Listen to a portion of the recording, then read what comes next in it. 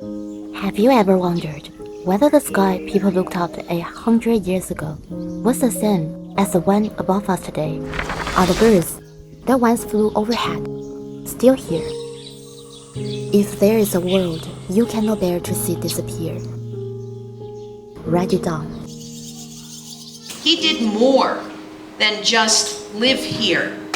He paid attention. He observed. That he devoted years to recording what he saw. And because of that effort, this book preserves a world that in some ways has disappeared. In 1931, the Caldwell family published South China Birds based on their studies of bird life in Kuliang and other parts of South China.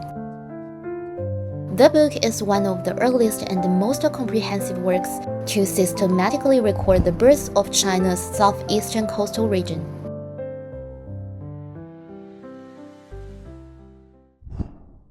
On June 30, 2026, this scientific classic, nearly a century in the making, was officially published in Chinese in Kuliang. This Chinese version is far more than a translation.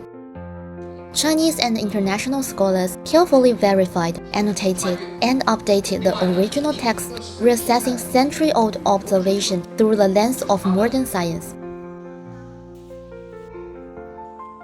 The result is a documentary cornerstone that bridges past and present, providing an enduring foundation for ornithological research and biodiversity conversation in South China.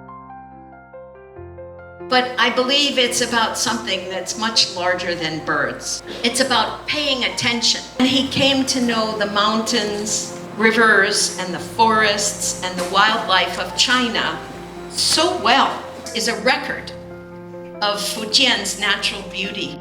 And it shows a deep love and respect from one family's eyes and the feelings they felt for this place. Yeah.